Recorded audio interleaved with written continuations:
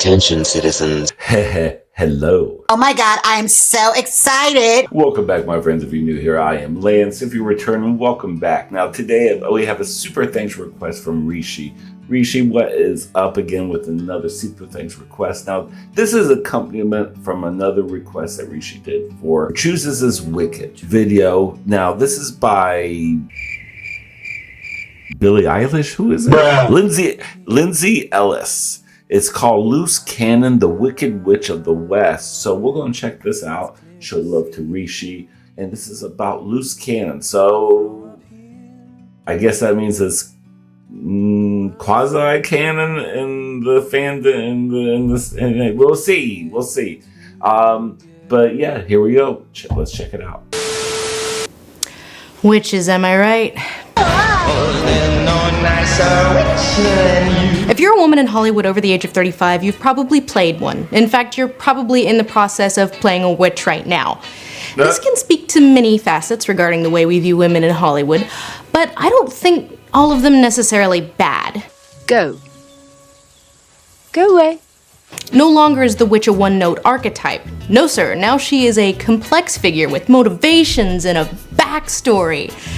Some of the time. And who better to talk about than the Wicked Witch of the West, arguably the most famous witch of the 20th century, and the template for a good 30% of all Halloween costumes. So, what even is a witch? Witch is a pretty broad term. It can apply to pretty much any magical woman, although the connotation does tend to be pejorative. One of the earliest examples was the Seer of Endor, which was later translated as the Witch of Endor, whom King Saul of Israel goes to learn the future because God won't talk to him. Witches are often a source of dangerous wisdom. We see similar to the Witch of Endor thousands of years later with Macbeth's weird sisters. Again, they're not really evil per se, but they're still mysterious and scary, and you don't want to go there, Macbeth. During the Middle Ages, as Europe got more and more, shitty, the idea of the witch became more and more associated with the Christian devil. The archetype of the old hag becomes more prominent. Witches became associated with brooms. Where did the broom thing come from? Well, it's hard to pinpoint exactly, but the root of any folk villain tends to deal with some cultural anxiety, and the witch archetype is European anxiety about women straying from the very, very narrow box set out for them. So witch iconography utilizes signifiers of the domestic, but wrong. You're supposed to use that broom to clean the floor, not fly around. So when we look at the Wicked Witch of the West, what we see is a distillation of all of these many hundreds of years of iconography into the ultimate modern archetype for the witch. She's got it all! Except for the cat. The last 100 years have seen the Wicked Witch of the West be expanded upon in many ways. But being honest, we are pretty much going to use the 1939 film as our bedrock for this discussion, as much as, if not more so, than the original book. Which is an important distinction to make for one reason. The 1939 film is still under copyright, where L. Frank Baum's The Wonderful Wizard of Oz is not. So, as always, as there are roughly 1 billion different versions of The Wizard of Oz, this does not include every single version of The Wicked Witch of the West. So, with that in mind, The Wicked Witch of the West.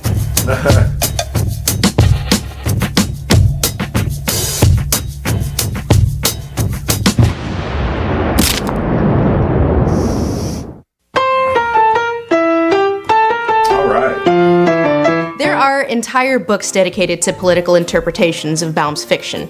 Not that he was necessarily doing it deliberately. The intentionality of anything he put in his books is completely up for debate. But reading politics into the world of Oz is super popular and super common.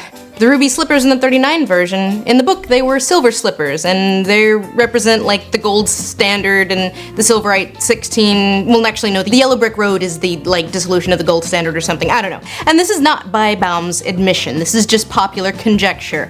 That said, the world of Oz is one in which almost all of the power players, good and bad, are women. So when you look at all that and Baum's political leanings, it's no coincidence that these books came out during the height of the suffrage movement. In the grand scheme of Baum's universe, the Wicked Witch of the West is not a huge player. She's only in that first novel, and even then not towards the end when the wizard gives Dorothy and her pals a murder quest.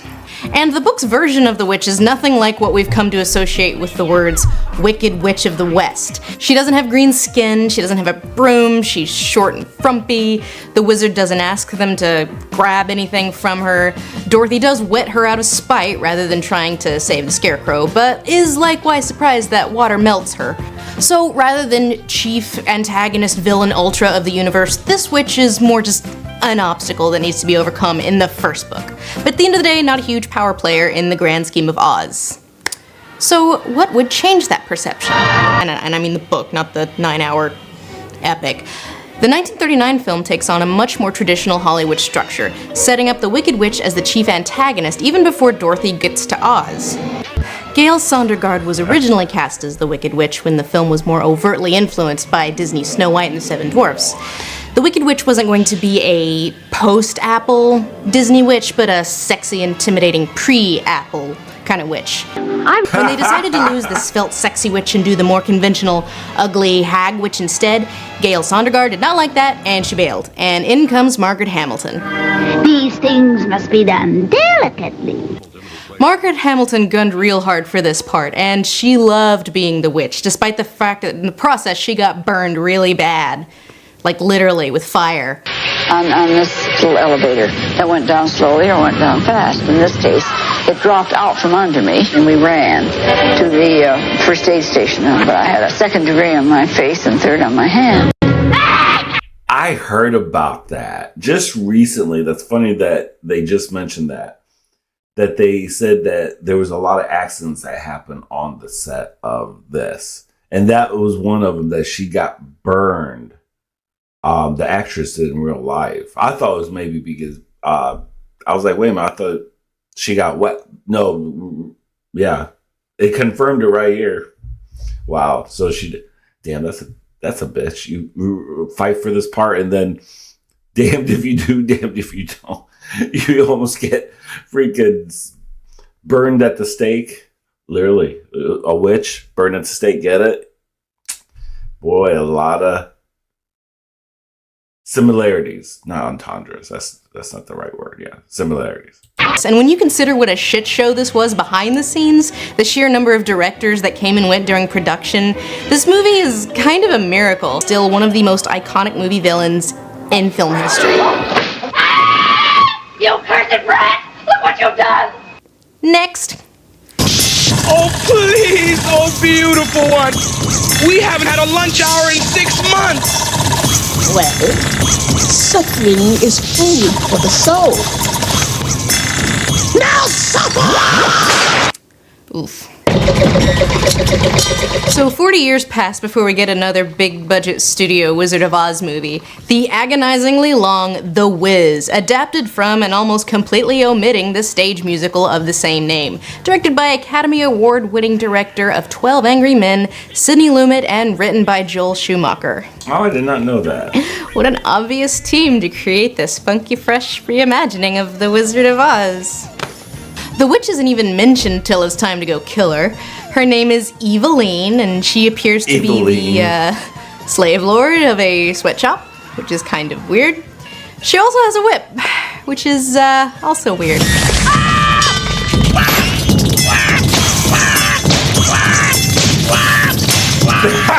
She marches around in what looks to be the most uncomfortable dress imaginable, and has eyeballs on her crown, which might be a reference to this all-seeing telescope eye thing that she has in the book.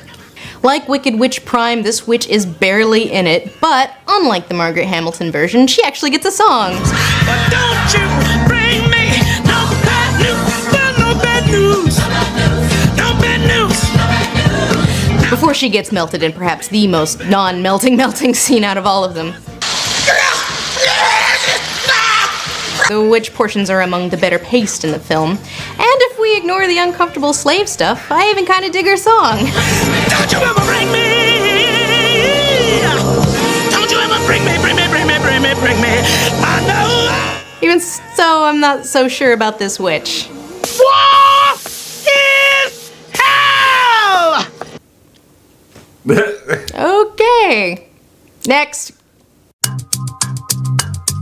skipping forward almost another 20 years, it is time for a re-examination of the classic witch archetype, and one of the most influential books ever on that topic, Gregory Maguire's Wicked, The Life and Times of the Wicked Witch of the West. Most of Maguire's well-known books deal with popular stories and characters that just happen to be in the public domain, and Wicked is no exception. The Wonderful Wizard of Oz itself and its characters and concepts entered the public domain in 1956. MGM's 1939 film, however, has not. Maguire's book borrows from both, but being a book, it can get away with a lot more than a movie can. Here the witch's name is Elphaba, get it? Like L. Frank Baum, Elphaba, get going anyway. Wicked utilizes many book-only concepts such as the geography of the countries, the shoes being silver, etc. Maguire also introduces many of his own ideas. For instance, not only that talking animals exist, but exist as a different type of person altogether, and that even Oz operates on something of an apartheid system pushed by the wizard himself. This being Elphaba's main motivation for turning on the system as she does, becoming wicked. But there are some major elements that are very rooted in the 39 film. Elphaba's greenness not only isolates her within the world of the novel, it's also a major plot point. See, the Wizard of Oz used this green elixir to basically drug and seduce Elphaba's mother. Seduce. Not the right word. She's still got the pointy hat, and she got the broom, which she uses for murder at one point. So one can argue that the most important influences from the 39 movie on Maguire's book are purely aesthetic, and therefore can't really be subject to copyright law, which is probably true. But since the book got adapted into a very popular and still running musical on Broadway, well, they somehow got away with it. Tell them how I am defying gravity.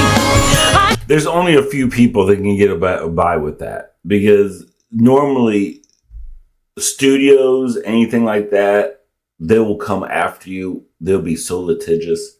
So he just lucked out. He just lucked out. They didn't come for him.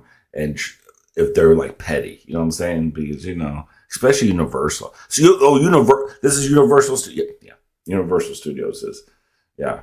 Oh no, they'll fight for whatever they got. Believe me, Universal is notorious. Oh my God.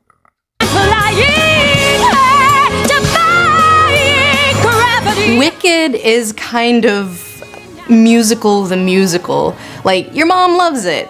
It's less political than the book, more about romance and Elphaba's desire to be accepted, and then revolution happens, but still romance. And the wizard's less awful. And in a way, it's the perfect Broadway musical. It's based on a familiar thing, but it's still a new story, so you're not just watching a stage version of a movie you've already seen. Ahem, ahem, ahem, ahem, ahem, ahem. Elphaba in the show is a sort of proto-Elsa from Frozen in many ways, not the least of which being originally portrayed by Idina Menzel, whose signature song is proto-Let It Go.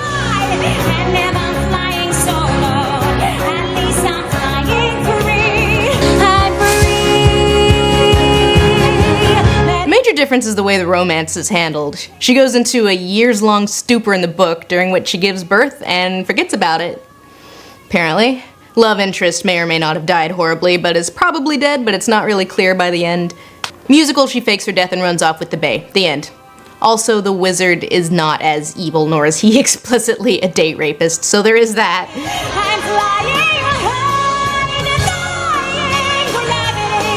There is debate as to the merits of the book versus the musical, and I think Gregory Maguire had really interesting ideas in world building.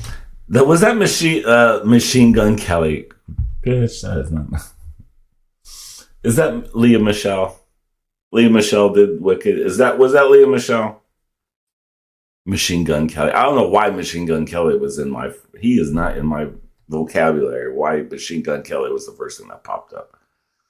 But I don't much care for how detached he is in his writing. I like the book more in theory. I prefer the musical in practice.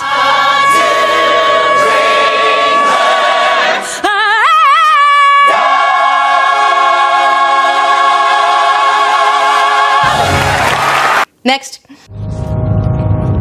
You're my sister. Tin Man. DG. What? Sci-Fi Channel? Little sister I thought I no longer had. Oh, man. Why is this called Tin Man? What's a Tin Man? It's what they call policemen in Central City. Well, originally he was going to be the main character, but then it turned into more of just a Wizard of Oz retelling, and so now Dorothy, DG, her name is DG, she comes to the OZ. It's called the OZ. It means outer zone. Well, anyway, so the Tin Man was originally going to be the main character. It was going to be like a witch murder mystery, but then they decided it should be more of an analog to the original book, and DG is the main character, but they kept the title anyway. That makes no sense, girl. My name's DG. What's yours? Boy howdy, is it becoming a race to the bottom for who is the worst Dorothy. You guys are out of your tiny mind!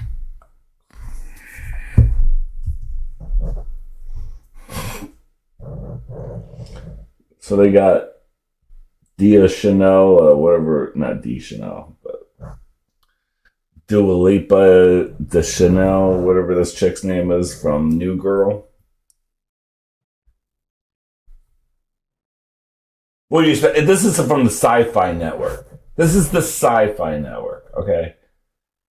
We saw what it was, the Sci-Fi Network.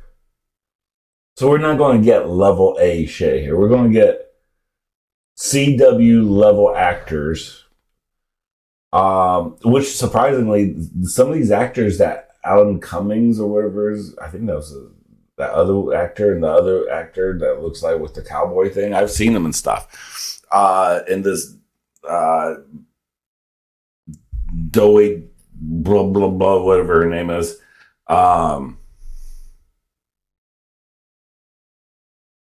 She's not an actress. I don't know. She's annoying actually. Concentrate. We're talking about the witch. This also purports to be inspired by the public domain book, but of course there are many elements lifted from the 39 movie here too. DG, where are you? Dorothy, where are you? Regarding the witch, the elements typically DG? lifted from the movie aren't present, though. DG. No broom, no green skin. The Wicked Witch in this version is actually DG's sister, and her name is Ascadelia, which I'm pretty sure is the name of one of my fanfic self-insert characters from the 6th grade. Oh. Ascadelia's my sister. Here she's more of an Innocence Lost character, and also, like, possessed. Let go. DG accidentally got Ascadelia possessed by What another the witch fuck as did I a just child, say, and that ugly they had ass like thing? this special hand-holding magic, but DG f***ed it up, and Ascadelia got possessed, and then DG got raised by robot parents. We Robot. are Series 1487. Nurture units. So, Tin Man straddles this weird line between retelling and completely off in its own little world. Glinda Analog is here, but she's the mom, because these reboots do so love them some familial things. The witch does not get melted at the end, but instead gets depossessed by hand-holding magic. So rather than melting the witch, sisterly love conquers all. Another proto-Frozen. So that's nice. The witch is gone. It's over. In a lot of ways, Tin Man Oh is the my most God. interesting out of all of these, but I get the impression that it was written by people with, you know, imagination and creativity, and then the studio was like, no, people are stupid, make it dumber. Come on, Tin Man, have a heart. So as cool as a lot of the details and ideas in Tin Man are, the watch itself is a bit of a slog. She tried to kill me. No. She did kill you. Next. This TV special is mine, Comsar, so you can leave! The The silver Muppets shoes did in the a door! Wizard of Oz too. Oh my God. So this is the worst Muppet movie. Bonjour! Which is the best thing that you Heard of this there one. of evil? And again, it's a race to the bottom for worst Dorothy ever. Ashanti and Zooey Deschanel are neck and neck. Sorry, I know, keep focus. I mean, I thought I recognized her. Ashante, girl, she needed a paycheck, didn't she? Wow. Oh, oof. This must be early on her career. She's like, I gotta do. Okay, yeah, I gotta make my name somehow. Okay, it's better than doing porn, you know. just people who shit on Diana Ross. Look at the competition. Like, come on.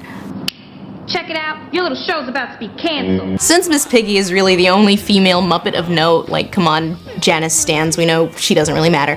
Muppet Oz takes the interesting, and honestly, I'm kind of surprised no one's ever done this before, approach of having all of the witches played by the same actress. Well, you know, actress. Two of which are involved in the most horrifying scenes ever. with a Muppet. This. Wow, this is a lot heavier than I... And then the melting scene, which is probably a low for Miss Piggy.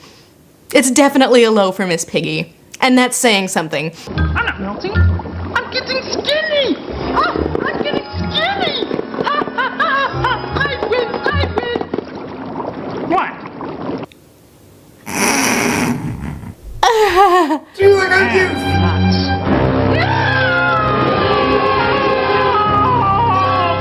Turns into this like Ark of the Covenant kind of horror show. I think it's supposed to be funny, but nobody wants to see this. No one wants to see this. Muppets. So this was right after the Muppets were bought by Disney and way before the recent Kermissants. By the time you get to the witch, you're longing for death so badly you don't even care how awful she is. Which is good, because halfway through the end battle, this happens. And then, just as Dorothy and the Wicked Witch charge at each other, bam! Blowout fight scene. The gals whip out these huge samurai swords. And they just Are you serious right now with it? I'm talking kung fu. It can't get worse than this, can it? Get the award-winning YouTube TV to watch live sports and the latest shows. It's no surprise JD Power ranks. Okay. We're going. This is okay. This is the reason why cocaine's a hell of a drug in Hollywood.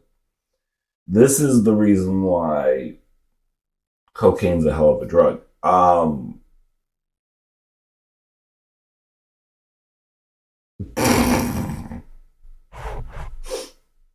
If all people pop up, Quentin Tarantino. Jesus Christ.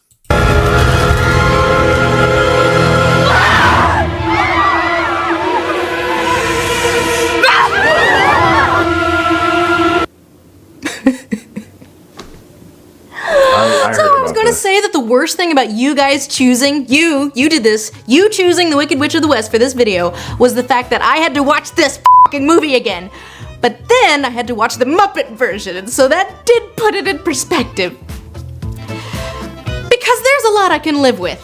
I can live with the fact that Franco looks high all the time, and the bottomlessness to how much he does not care about his performance. I can live with the tired-ass, shitty, like, Faker is deemed to be the chosen one the second he lands in this wonderful world and he lies to everyone narrative. God, I hate that plot. I can even live with the fact that the studio took a universe that almost always had female protagonists, or males that turned into females, and gave it a male one. But I cannot take the reason why the Wicked Witch is wicked. I want him to see me like this. I want him to know that he was the one who made me this way. It's just so lame. It's like a layer cake of lame. You peel back one layer and it's like, ugh, really? Like, I don't know what's worse, that it's ultimately like she's a woman scorned by James Franco of all people. And that's why she's wicked. Or the fact that it's actually like a poison given to her by her sister and she has no agency in her own wickedness. See, it's not her fault that she's wicked, but it kind of is. But it isn't because poison, but it is, but I don't know, it's stupid. It really is the anti-Wicked, where in Wicked she was like this anarchic activist fighting for the rights of the oppressed. Here she is a woman scorned, who isn't really, because hey, it isn't her fault she caught the evil, her sister gave it to her. Curse you! And it's also the worst performance. They will run and flee for their lives. We shall not let them flee! We shall show them no mercy! You are welcome to return.